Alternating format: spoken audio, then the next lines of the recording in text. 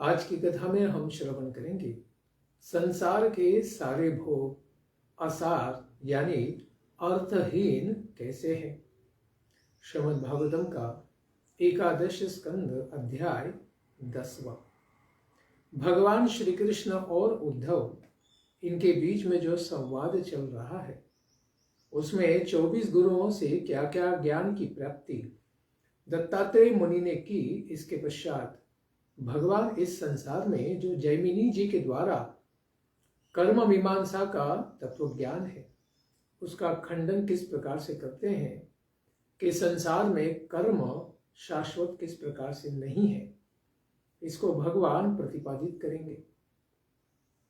भगवान उद्धव जी से कहते हैं कि साधक भक्त को चाहिए कि वह सब तरह से मेरी ही शरण में रहे, भगवान के चरणों में ही शरणागत रहे और गीता आदि यानी भागवत आदि में भगवान के द्वारा ही दिए गए पंचरात्र धर्मों का पालन करे यानी भगवान की उपासना करे।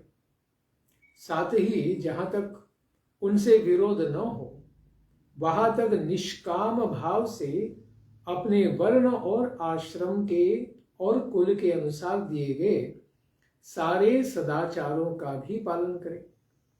तो ब्राह्मण हो, क्षत्रिय हो, वैश्य हो या शूद्र हो, किसी भी वर्ण या आश्रम में हो, जहां तक भगवान की भक्ति का उसमें किसी भी प्रकार से खंडन न हो वहां तक उसे निष्काम भाव से ही केवल इन कर्मों को स्वीकार करना चाहिए। इस प्रकार 24 गुरुओं से प्राप्त संभावना भूमिका वाले उद्धव जी को भगवान आत्म तत्व की प्राप्ति के लिए इसके बाद कौन कौन से साधन हैं उनका वर्णन भगवान श्री कृष्ण कर रहे हैं। इसमें खास करके इस अध्याय में देह के संबंध में संसार में संसरण करना पड़ता है, यानी एक शरीर को छोड़कर दूसरे शरीर को धारण करना पड़ता है। इस प्रकार केवल आत्मा संसरण नहीं करती है, इसी अर्थ का प्रतिपादन भगवान मतांतरों के अनुसार निराश पूर्वक करते हैं कि कैसे कैसे लोग इसमें विचार करते हैं। इस तरह अन्वय व्यतिरेक के द्वारा जिनको विवेक ज्ञान उत्पन्न हो गया था ऐसे उद्धव जी भगवान के भक्त, इनको तत्व ज्ञान के लिए भगवान प्रारंभ से ही इन साधनों का उपदेश करते हैं, क्योंकि भगवान ने पंचरात्र आदि में नारद मुनि जी को वैष्णव धर्म का उपदेश दिया है।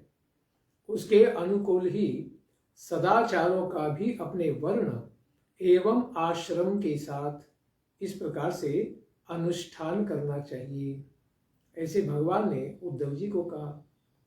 क्योंकि संसार में कर्म तो सबको करना पड़ेगा लेकिन सकाम कर्म न करे, इसलिए भगवान कहते हैं निष्काम भावना की प्राप्ति के लिए अपने धर्म का पालन करने वाला व्यक्ति और साथ ही में जिसका अंतःकरण शुद्ध हो गया है ऐसा पुरुष मन में यह विचार करे कि विषय प्राणी शब्दादि विषयों को सत्य मानकर, प्राणी जो है विषय आदि शब्द आदि जो विषय हैं शब्द रूप रस गंध, उनकी प्राप्ति इसलिए करना चाहते हैं कि उनको लगता है कि मैं भी शरीर हूं और मुझे शरीर के द्वारा इन विषयों से सुख मिलेगा, किंतु विषयों से केवल सुख मिलने की अपेक्षा होती है लेकिन मिलता है केवल दुख मात्र मिलता है। यही विपरीत प्रभाव इन कर्मों के फल का आने पर व्यक्ति बड़ा ही दुख का अनुभव करता है। यह विशेष खंडन करते कर्म मीमांसा का, क्योंकि आत्यंतिक सुख प्रवृत्ति वाला जीव कर्म करने पर आत्यंतिक दुख को ही प्राप्त होता है। भगवान कहते हैं कि स्वप्न काल में और जागृत अवस्था में भी मन के अनेक मनोरथ या कामनाएं हैं, इनके द्वारा मन ही मन अनेक प्रकार के विषयों का वह जीव अनुभव करता है, किंतु वे सारी कल्पनाएं मात्र है और वस्तु शून्य है, इसलिए व्यर्थ ही है। आत्मा से उसका कोई भी संबंध नहीं है और कोई चीज प्राप्त करने पर भी शाश्वत उनके पास रहती नहीं है, इसीलिए उनका कोई भी अर्थ नहीं है। इसी तरह इंद्रियों के द्वारा होने वाली भेद बुद्धि भी व्यर्थ है, क्योंकि वे भी इंद्रिय जन्य है और नाना वस्तु विषयक होने के कारण असत्य ही है। इसलिए भगवान कहते हैं कि मेरी शरण में रहने वाला जीव, भक्त जो होता है, वो निष्काम कर्मों को ही करे, भोग की भावना का त्याग करे, केवल कर्तव्य बुद्धि से कर्मों को करे, वह सकाम कर्मों का बिल्कुल परित्याग कर दे, केवल भोग के लिए, केवल पैसे के लिए कर्म न करे। जब आत्मज्ञान की जिज्ञासा हो जाए, यानी वह अभी जानना चाहता है कि ब्रह्म, परमात्मा और भगवान क्या है, भगवान के धाम की प्राप्ति कैसे कर सकते हैं, इस भौतिक शरीर से सुख दुख, जन्म मृत्यु जरा व्याधि, इन सब से सदा के लिए कैसे मुक्त हो सकते हैं, इस विषय में जब जिज्ञासा वह करने लग जाए, तो वो वर्णाश्रम के द्वारा दिए गए सभी विधि विधानों को भी त्याग सकता है। इस प्रकार ज्ञान की वृद्धि होने पर तो कर्मों से पूरी तरह वो मुक्त भी हो सकता है। इसलिए भगवान कहते हैं कि मेरे भक्त को चाहिए कि वह अहिंसा, सत्य, अस्तेय यानी चोरी नहीं करना आदि सब यमों का सदैव ही पालन करे, किंतु शौच आदि, स्वच्छता आदि के नियमों का पालन अपनी शक्ति और काल और स्थल के अनुसार करे, तथा जो आत्मज्ञान के विरोधी न हो, उन सब तत्वों का जीवन में अवश्य ही पालन करे। जिज्ञासु पुरुष को चाहिए कि यम तथा नियमों के भी पालन से अधिक आवश्यक बात यह है कि भगवान के स्वरूप को जानने वाले शांत एवं भगवान के स्वरूप भूत जीव की, यानी सद्गुरु की उपासना करें। आदौ गुरु पादाश्रय, आध्यात्मिक जीवन की शुरुआत तो गुरु के पादाश्रय से ही शुरू होती है कि पहले गुरु की खोज करे जो आत्म तत्व ज्ञानी है, और उनके शरणागत होकर उनसे श्रवण करे, सेवा करे, प्रश्न करे और ज्ञान की प्राप्ति करे। ऐसे शिष्य को कैसे होना चाहिए? भगवान कहते हैं कि अमानी, उसे अभिमानी नहीं होना चाहिए शिष्य को। अमत्सरः, गुरु का या फिर शिष्य गणों का, यानी दूसरे गुरु बंधुओं का किसी भी प्रकार से मत्सर द्वेष न करे और दूसरे जीवों का भी न करे, यानी किसी का बुरा न सोचे। उसे कार्यों में बड़ा ही चतुर भी होना चाहिए, दक्ष, क्योंकि अगर वो श्रवण में या सेवा में दक्ष नहीं होगा तो ठीक से ज्ञान समझ भी नहीं पाएगा। निर्मम, आश्रम में वैसे भी कोई स्वयं की बहुत सारी चीजें होती नहीं है, कपड़ा, कमंडलू या छोटी मोटी चीजें होती हैं, फिर भी उनमें भी बहुत अधिक ममता नहीं होनी चाहिए। दृढ़ सौहृदः, अपने गुरु के चरणों में उसे सुदृढ़ अनुराग होना चाहिए, क्योंकि अगर वो मित्रता की भावना नहीं है तो फिर उनसे उपदेश भी वह स्वीकार नहीं कर पाएगा। वह किसी भी काम को घबरा कर न करे। असत्वरः, यानी बड़ी सावधानी से और उत्साह से करे। अर्थ जिज्ञासु, वह परमात्मा तत्व के विषय में बड़ा ही जिज्ञासु होना चाहिए, ज्ञान की प्राप्ति के लिए उत्साहित होना चाहिए।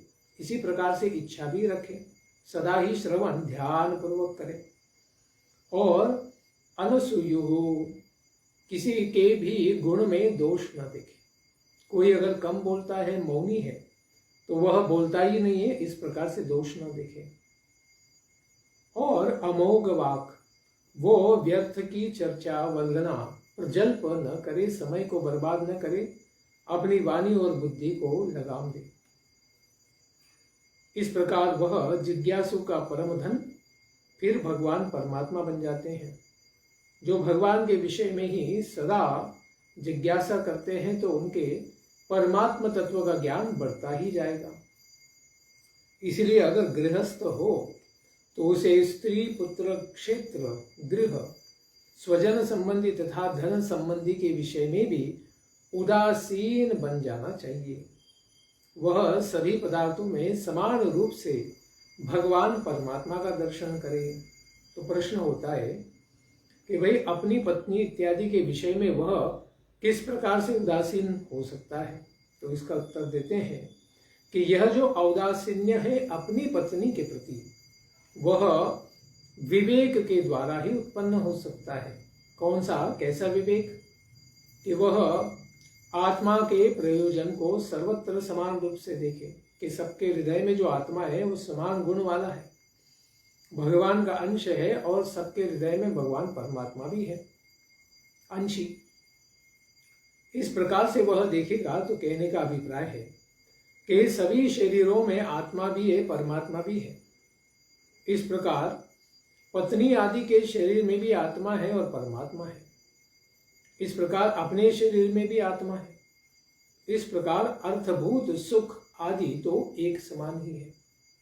जो शरीर से हम आनंद पा रहे हैं तो पत्नी भी अपने शरीर से आनंद पा रही है, लेकिन दोनों के आनंद का और उस शरीर में निवास का सारा उत्तरदायित्व या नियंत्रण भगवान परमात्मा के पास है। अर्थबोध भी, सुख प्राप्ति, दुख प्राप्ति भी, वो सब परमात्मा के हाथ में है। अतएव किस प्रकार से विशेषता के कारण इन शरीरों में ममत्व हो सकता है, क्योंकि ये शरीर जो हम जिस शरीर में है वह शरीर भी हमारा नहीं, वो भी परमात्मा का है। और कोई गृहस्थ है तो उसकी पत्नी का भी शरीर तो परमात्मा के द्वारा ही दिया गया है, वह भी तो शरीर नहीं है। इसलिए उन भ्रामक या पृथक शरीरों में किस प्रकार से ममत्व हो सकता है। इस तरह पत्नी आदि से उदासीन होकर वो क्या करे, अपने आचार्य सद्गुरु की शरणागति करे और पति पत्नी दोनों जाकर उनसे ज्ञान प्राप्ति करें, क्योंकि उनके हृदय में परमात्मा का प्रकाश हो चुका है। तो अभी भौतिक कार्यकलाप या सुख प्राप्ति की इच्छा उनकी समाप्त हो जाएगी, सकाम कर्मों को वे पार हो जाएंगे, तो निष्काम भावना से, कर्तव्य बुद्धि से पति पत्नी की तरह साथ में तो रहेंगे, लेकिन भगवत तत्व को प्राप्त करने के लिए सद्गुरु के पास जाके उपदेशों की प्राप्ति करेंगे। तो इस देह से उदासीन कैसे हो सकते हैं? यथा दाह्या दारुणः, भगवान कहते हैं उद्धव, जिस तरह से जलने वाली लकड़ी से उसको जलाने वाली तथा प्रकाशक अग्नि, जिसके द्वारा उस लकड़ी के अंदर वाले अग्नि को प्रकट किया जा सकता है, सर्वथा विलक्षण है, क्योंकि भगवान परमात्मा सदा ही ज्ञान में स्थित है। और अभी जो बद्ध जीव अपने ज्ञान को विस्मृत है, उन परमात्मा के संपर्क में जो सद्गुरु हैं, जो इस ज्ञान से पहले ही प्रकाशित हो चुके हैं, उनके संस्पर्श से यानी उनसे दिव्य ज्ञान श्रवण करके ये बद्ध जीव भी जागृत हो जाएगा और अपने अंदर की अग्नि यानी स्वरूप ज्ञान को प्राप्त हो जाएगा।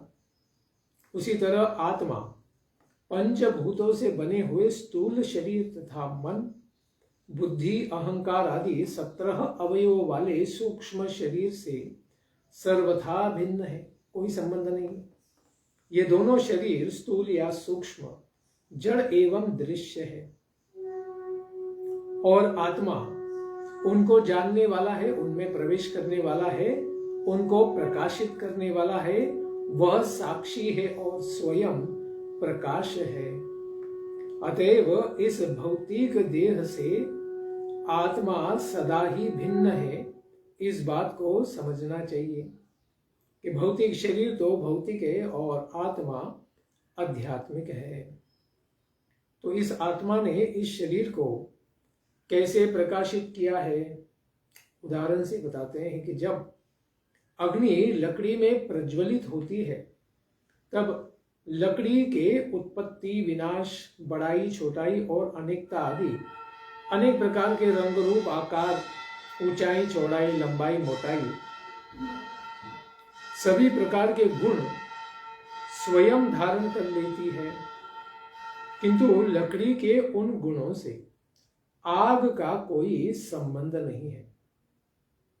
वैसे ही आत्मा जब इस भौतिक शरीर को अपना मान लेती है तो वह देह के जड़ता, अनित्यता, स्थूलता, अनेकता आदि गुणों से सर्वथा रहित होने पर भी देह के गुणों को धारण कर लेती है। पुरुष है, स्त्री है, छोटा है, मोटा है, नाटा है, अंधा है, बधिर है, बहिरा है, जो भी है, तो शरीर के अनुसार ही वह लगने लगेगा, लेकिन ऐसा कुछ है नहीं। आत्मा का शरीर से कोई बंधन नहीं है, लेकिन वह मानती है आत्मा के भाई मैं ये शरीर हूं, तो भी वो शरीर के गुणों को धारण किए हुए से प्रतीत होता है, क्योंकि भगवान परमात्मा की माया के गुणों से ही इस स्थूल और सूक्ष्म शरीर का निर्माण हुआ है। जीव को जन्म मृत्यु रूप जो संसार है केवल इसी भ्रम का अथवा अध्यास के कारण ही अनुभव होता है। अगर जीव मानता है कि मैं भौतिक शरीर हूं तो उसी प्रकार से उसे लगेगा, लेकिन अगर वो जानता है कि मैं आत्मा हूं, मेरा शरीर से कोई संबंध नहीं, तो फिर शरीर से मिलने वाले सारे सुख दुख उसके नष्ट हो जाएंगे।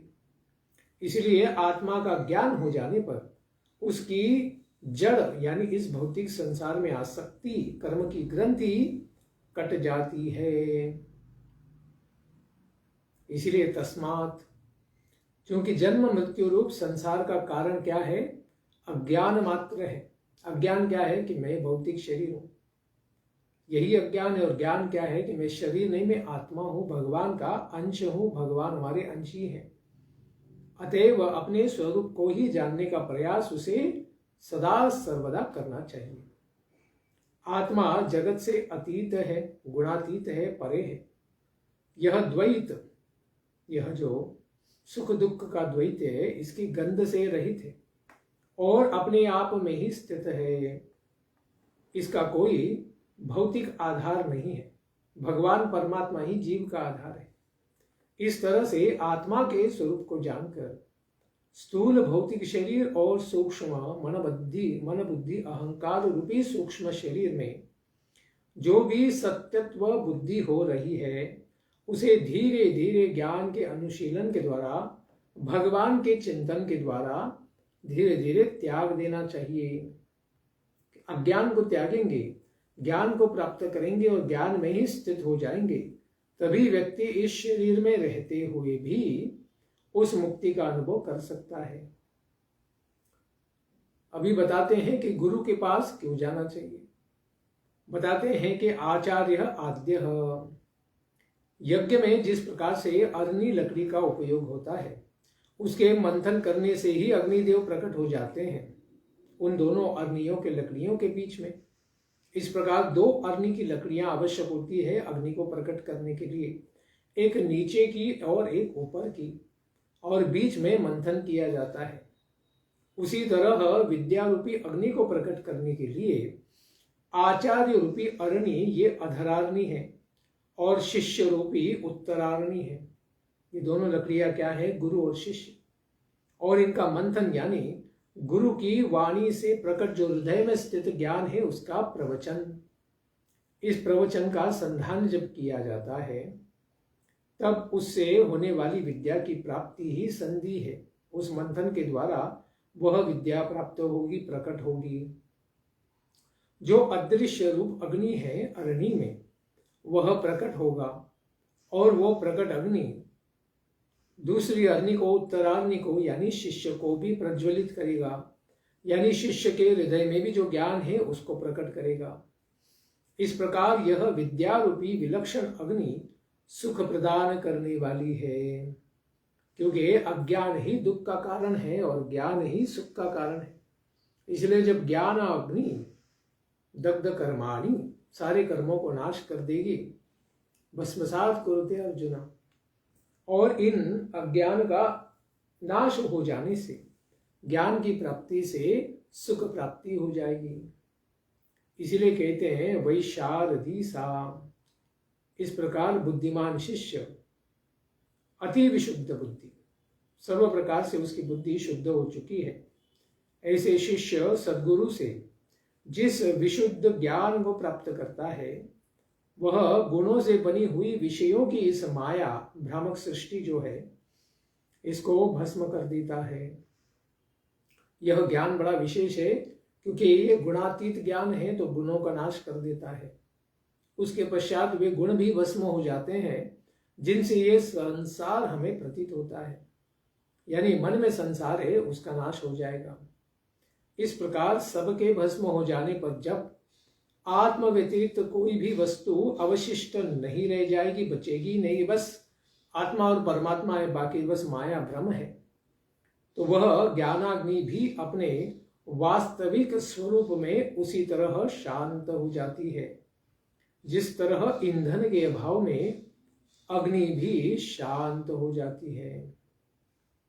इस प्रकार बड़े विशेष रूप से इन कर्म के सिद्धांत को सही से समझना आवश्यक है, क्योंकि अगर हम इन सिद्धांतों को सही परिप्रेक्ष्य में नहीं समझेंगे तो भ्रम हो जाएगा।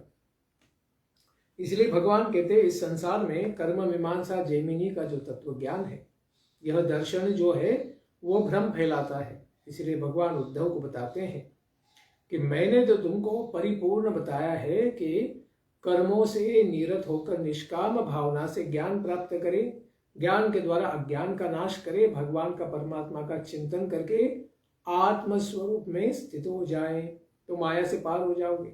ये तो मैंने तुम्हें बता दिया। किंतु ऐसे भी कुछ दार्शनिक है जैसे जैमिनी जो कर्म मीमांसा का तत्व ज्ञान फैलाते हैं और भगवान के दिए हुए निष्कर्ष का भी प्रतिवाद करते हैं, खंडन करने का प्रयास करते हैं। उनका कहना है कि जीव का स्वाभाविक पद तो सकाम कर्म में निरत होना ही है, बस भौतिक इच्छाओं से उसी भावना से कर्म करता है, क्योंकि अगर कामना नहीं है तो कर्म क्यों करेगा। इसीलिए संसार में केवल सकाम भावना से ही व्यक्ति कर्म करता रहता है और वे जीव को उसके कर्म से उत्पन्न सुख दुख के भोक्ता के रूप में देखते हैं। इस भौतिकतावादी दर्शन के अनुसार जगत, काल, प्रामाणिक शास्त्र और आत्मा ये सभी विविधता युक्त तथा शाश्वत हैं और विकारों के निरंतर प्रवाह के रूप में विद्यमान है। हर एक चीज में बदलाव थोड़े थोड़े होते रहते हैं और ये बदलाव जीव को अनेक इच्छाओं को प्रदान करते हैं और उन इच्छाओं में सदा ही ये जीव भ्रमित होकर संसार में घूमता ही रहता है। यही नहीं, ज्ञान एक अथवा नित्य नहीं हो सकता है ऐसा उनको लगता है, क्योंकि यह विविध एवं परिवर्तनशील पदार्थों से उत्पन्न है। तो पदार्थ अपना स्वरूप बदलते रहते कर्मों के अनुसार, उसी प्रकार से ज्ञान भी बदलता रहेगा और वह नित्य नहीं हो सकता है ज्ञान, या एक नहीं हो सकता है, वो भी बदलता रहेगा। इस प्रकार फलस्वरूप ज्ञान स्वयं भी परिवर्तनशील होता है ऐसा इनको लगता है। इसलिए भगवान कहते हैं उद्धव, यदि तुम इस भ्रामक दर्शन को भी मान लो तो भी जन्म मृत्यु जरा और व्याधि यानी रोग सदा संसार में बने रहेंगे, क्योंकि सारे जीवों को काल के प्रभाव के अधीन भौतिक शरीर स्वीकार करना होता है। यही तो समस्या है सकाम कर्मों की कि वह इस संसार से पार होने ही नहीं देगा।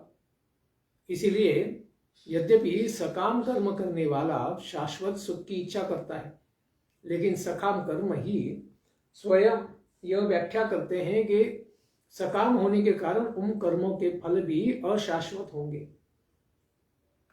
यह स्पष्ट देखने में आता है कि भौतिकतावादी कर्मी जन प्रायः दुखी रहते हैं।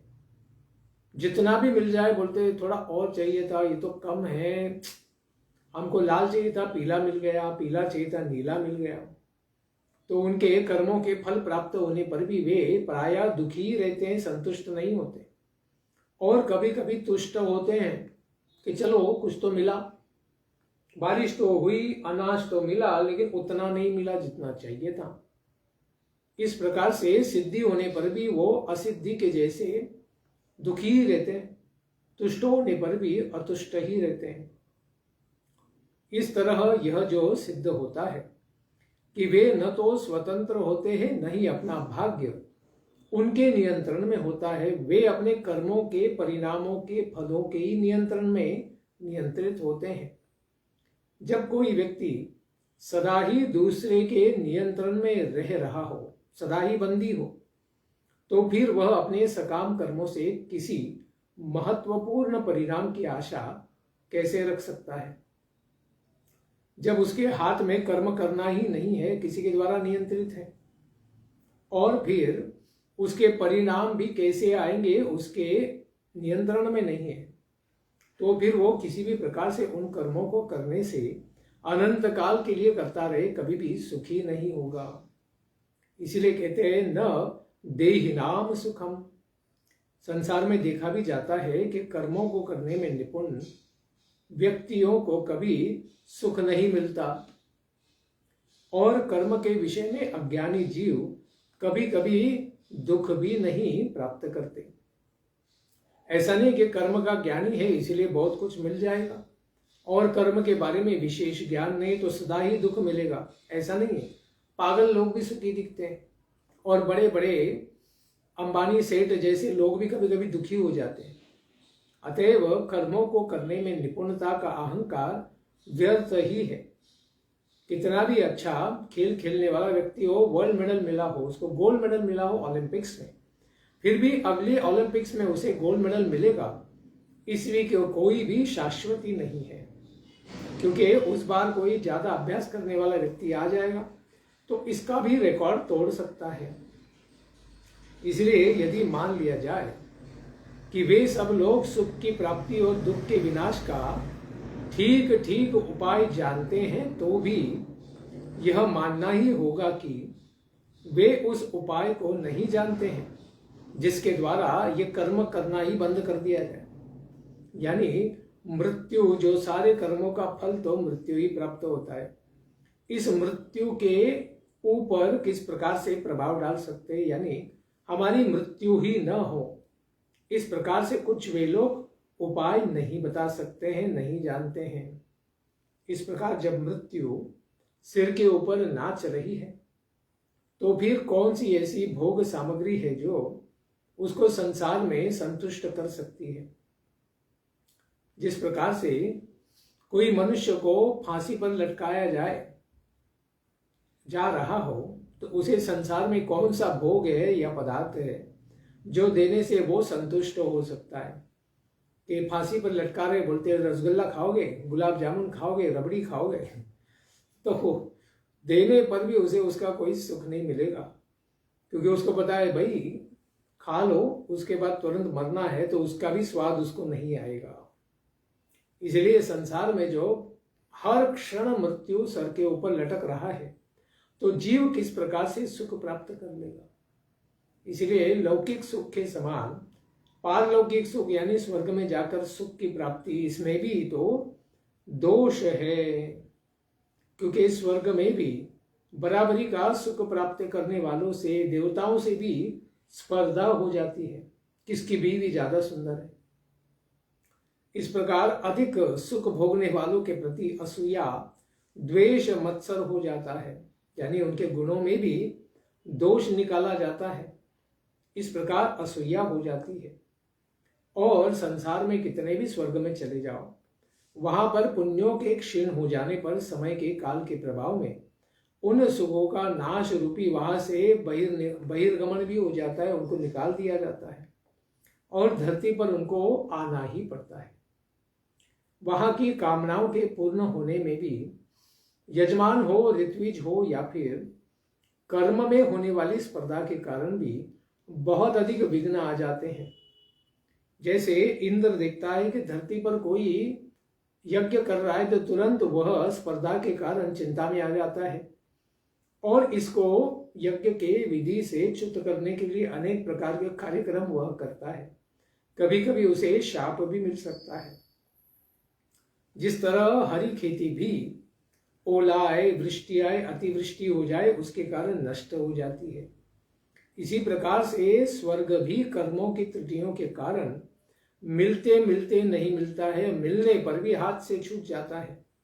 या स्वर्ग में रहने पर भी हिरण्यकशिपु वहां पर अगर गुलाम बना दे, दास बना दे, तो फिर उसकी सेवा के कारण स्वर्ग का सुख स्वर्ग में रहते हुए भी नहीं मिलता है। इस प्रकार यदि यज्ञ याग आदि धर्म बिना किसी विघ्न के समस्या के पूरा भी हो जाए तो भी उसके द्वारा जो भी स्वर्ग आदि लोग मिलते हैं उनकी प्राप्ति का प्रकार भगवान बताते हैं कि याज्ञिक पुरुष लोक में इस संसार में यज्ञों के द्वारा देवताओं की आराधना करते हैं और इस प्रकार स्वयं अर्जित प्राप्त किए हुए दिव्य भोगों को देवताओं के समान भोगना चाहते हैं। उनके इस प्रकार पुण्यों के फलस्वरूप उनको कभी चमकीला विमान भी मिलता है, देवताओं को विमान मिलते हैं, उस पर सवार होकर सुर सुंदरिया अप्सराओं के साथ वह विहार करता है और गंधर्वगण उसके गुणों का गुणगान करते हैं। उसके रूप को देखकर दूसरे लोग उसके ऊपर लुभा जाते हैं, बड़ा आनंद प्राप्त करते हैं। वहां जहां भी वह चाहता है उसकी विमान उसको वहां पर ले जाते हैं, बड़ा आनंद आता है। उस विमान में लगी हुई घंटियां भी बजती है, उसका भी बड़ा आनंद आता है। अप्सराओं के अंग संग से भी बड़ा आनंद आता है। बीच में क्रीड़ा करता हुआ देवताओं की विहार स्थलियों में नंदनकानन गार्डन में भी घूमता है। उसी में वह इतना बेसुध हो जाता है कि काल का प्रभाव, कर्म के फल का प्रभाव उसको दिखता नहीं है और यह न पता चलने के कारण, काल के प्रभाव में क्षीण पुण्य होने के कारण उसे वहां से ढकेल दिया जाता है। तो क्या लाभ है? जब तक पुण्य अवशिष्ट है, जब तक स्वर्ग में आनंद का अनुभव वह करता है, जब तक पुण्य समाप्त हो जाते हैं तब नहीं जाने पर भी काल के द्वारा प्रेरित उसे नीचे गिरना ही पड़ता है। तो क्या लाभ है? शाश्वत सुख तो मिलता ही नहीं है, बेकार का समय का अपव्यय है। यदि कोई मनुष्य इस संसार में दुष्टों की संगति में पड़ जाए, चलो साधु संत देवताओं की पूजा तो मिली ही नहीं, केवल चोर डकैत इसी प्रकार के दुष्ट लोगों की संगति अगर मिल गई तो वह जीव स्वर्ग में जाना तो दूर ही है, इस संसार में ही अधर्म परायण हो जाएगा और इस प्रकार अपनी इंद्रियों के वश में पड़कर मनमानी कार्य करेगा और अधर्म करेगा, लोभ के वश में चला जाएगा और कृपण भी हो जाएगा, स्त्री लंपट हो जाएगा और प्राणियों को भी सताएगा, मांस भक्षण करेगा। इस प्रकार विधि विरुद्ध पशुओं की हिंसा करके भूतों और प्रेतों की पूजा करने लग जाएगा तो उसको विवश में होकर इन पापों के कारण उसका कर्म फल आएगा, घोर नरक में जाना पड़ेगा या प्राणियों की योनि में जाना पड़ेगा। इस प्रकार अंत में घोर अंधकार रूपी, तामस अंधकार रूपी, स्वार्थ परमार्थ रहित स्थावर योनियों में उसे भटकना पड़ेगा। कभी यमदूत भी बना देना पड़ेगा और यमदूत बनाकर दूसरे जीवों को केवल संताप देने की सेवा उसे मिलेगी और उसे भी अनंत दुख मिलेगा। इसलिए जितने भी सकाम कर्म हैं वे बहिर्मुख बना देने वाले हैं, आत्मा से आत्मचिंतन से दूर करने वाले हैं, उनका फल दुख ही होता है। उन कर्मों के द्वारा मनुष्य बारंबार कर्म बंधन में फंसेगा, जन्म लेगा और मरता रहेगा। संस्मृति दीदी संसार, जब संस्मरण होता है, बार बार आना पड़ता है, वही तो संसार है। ऐसी स्थिति में मृत्यु धर्मा जीव को कौन सा सुख मिलेगा कर्मों से? कुछ भी नहीं। इसीलिए सभी लोकपाल, इंद्र आदि लोकपाल जो हैं, देवता ब्रह्मा है, ये सब लोकपाल भी भगवान का ही भय का स्मरण करते रहते हैं। भगवान उद्धव जी से कहते हैं, अरे उद्धव, दो परार्थ का जीवन 100 वर्ष का, यानी जीवों के अनुसार तो करोड़ों करोड़ों वर्षों का जीवन जिनका है, ऐसे ब्रह्मा जी भी भगवान के भय के कारण ही विवल रहते हैं, क्योंकि काल के प्रभाव में उन्हें भी शरीर का त्याग करना पड़ता है और उसके बीच में भी पतित हो सकते हैं। इसीलिए गुणों से तो, या गुणों के संपर्क से तो ब्रह्मा जी भी डरते हैं। इसलिए संसार में जो सत्व, रज और तम, ये 3 गुण हैं और इंद्रियां हैं, उनके कर्मों में प्रेरित करते ही रहते हैं। इंद्रियाएं सदा ही उनके कार्य में बुलाती रहती हैं और 3 गुण भी हमको बाधित करते रहते हैं और इंद्रिया कर्म करवाती रहती हैं। आंखें बोलती देखते रहो, नाक बोलता है सूंघते रहो, रसना जिह्वा कहती है खाते रहो, पेट कहता है भरते रहो। इस प्रकार कर्मों में लगाते ही रहते हैं और इसमें जो जो गलती होती है उनके कर्म फलों के कारण जीव अनेक प्रकार के दुखों को भोगता है। इसलिए यह जीव अज्ञान वशात सत्व रजो और तम और उनके साथ इंद्रियों को अपना स्वरूप मान लेता है और इनके द्वारा हुए कर्मों के द्वारा उन्हीं का फल सुख और दुख इनको सदा ही भोगता रहता है।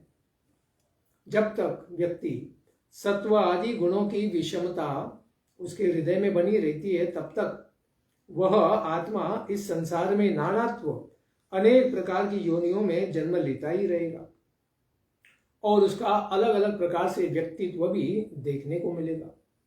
इस प्रकार जब तक जीव अनेक विविध योनियों में शरीर धारण करता ही रहेगा तब तक वह पारतंत्र को पार नहीं कर सकता, पराधीन ही रहेगा, कर्म के अधीन ही रहेगा, कर्मों से मुक्त नहीं हो सकता है। इस प्रकार जब तक यह आत्मा पराधीन रहती है तब तक ईश्वर से भय करती है, लेकिन जब जान लेगी कि मैं तो ईश्वर का ही अंश हूं, मुझ में भी दिव्यता है, मैं भी शरीर बुद्धि मन आत्मा को मन बुद्धि अहंकार नहीं हूं, मैं तो आत्मा हूं, भगवान का अंश हूं, इस प्रकार से भय से मुक्त हो सकता है। इसलिए जो लोग इस शरीर की ही मन इंद्रिय गुणों की ही उपासना करते रहेंगे वे सदा ही शोक संतप्त रहेंगे, उन्हें अभय प्राप्त नहीं हो सकता है। संसार में गुणों का सम्मिश्रण होने से ही अनेक प्रकार की 84 लक्ष योनियां बनती हैं। इन्हीं के सम्मिश्रण से फिर भगवान को महर्षियों ने क्या क्या कहा है कि भगवान काल है, भगवान आत्मा है, भगवान परमात्मा है, भगवान आगम शास्त्र है, भगवान स्वभाव है, भगवान धर्म है। इस प्रकार अनेक रूपों को धारण करके भगवान ही विशेषता से प्रकट है। इस प्रकार सब कुछ सुनने पर किस प्रकार से जीव जो नित्य मुक्त है वह कर्मों के अधीन होकर स्वयं को शरीर मानकर मन बुद्धि अहंकार मानने से नित्य बद्ध हो जाता है, तो उद्धव जी पूछते हैं कि हे स्वामी, हे विभो, देहजन्य गुणों में रहने वाला भी शरीरधारी यह आत्मा गुणों से कैसे नहीं बंधता, बंधने पर भी कैसे आत्मा मुक्त है, अथवा मुक्त होने पर भी इस संसार में गुणों के द्वारा शरीर के द्वारा किस प्रकार से बंध जाता है। उद्धव जी भगवान से पूछते हैं कि सन्यासी किस प्रकार से विहार करता है, क्योंकि आप कहते हैं वो सकाम कर्म निष्काम कर्म से भी पार हो जाए। ऐसा सन्यासी जो गुणों को पार करता है फिर भी इस संसार में रहने पर, शरीर होने पर किस प्रकार से विहार करता है, अथवा वह किसके साथ विहार करना चाहिए उसको, अथवा उसको किन लक्षणों से एक बद्ध जीव जान सकता है कि इस संसार में मुक्त जीव कौन है, सन्यासी कौन है। इस प्रकार यह यति या सन्यासी क्या खाता है, क्योंकि उसे हर चीज तो गुणों से बनी है, हर प्रकार का अन्न भी गुणों से बना है, तो गुणों से पार होना चाहता है तो फिर कौन सा अन्न वो खाता है, वह क्या क्या चीजों को त्याग देता है, क्योंकि हर चीज गुणों से बनी है। गुणों से बनी हुई वस्तु को जब तक नहीं त्यागेगा तब तक गुणों को कैसे त्यागेगा। और वह किस प्रकार से सोता है, क्योंकि सोना भी तो तमोगुणी माना जाता है, तो वह तमोगुण में न जाते हुए सोता कैसे है, और वह किस प्रकार से बैठता है। इस प्रकार के प्रश्नों को जानकारों में श्रेष्ठ भगवान अच्युत श्री कृष्ण को, अच्युत भगवान को उद्धव जी प्रश्न पूछते हैं कि आप मेरे इस प्रश्न का उत्तर दीजिए, क्योंकि आत्मा तो इस प्रकार से शरीर में बद्ध भी है और मुक्त भी है। ये दोनों प्रकार की भावनाओं को मैंने श्रवण किया है। तो वैसे तो परमात्मा नित्य मुक्त है और आत्मा इस संसार में नित्य बद्ध है। इस प्रकार अनादिकाल से गुणों का संबंध हो जाने के कारण वह नित्य बद्ध सा दिखता है और वह नित्य मुक्त भी है। ये कैसे? इस प्रकार से मुझे जो भ्रम उत्पन्न हो रहा है, कृपा करके आप इस भ्रम को दूर कीजिए, मुझे ज्ञान का प्रकाश कीजिए, अज्ञान का नाश कीजिए, तो मेरी भी अज्ञान से मुक्ति हो जाएगी। इस प्रकार से जीवों को ये सदा ही प्रश्न होता है कि जीव यानी आत्मा तो सदा ही मुक्त है, फिर जीव यानी इस भौतिक शरीर में बद्ध कैसे है, और बद्ध शरीर में होने पर भी मुक्त आत्माएं मुक्त कैसे हैं। यह विशेष प्रश्न यहाँ पर भगवान श्री कृष्ण को उद्धव जी ने पूछा है। इसका उत्तर हम श्रवण करेंगे कल के प्रातःकालीन सत्र में। धन्यवाद। हरे कृष्ण। ग्रंथराज श्रीमद् भागवतम की जय। निताय गौर प्रेमानंदे हरि हरि बोल। जय जय श्री राधे श्याम, जय जय श्री वृंदावन धाम।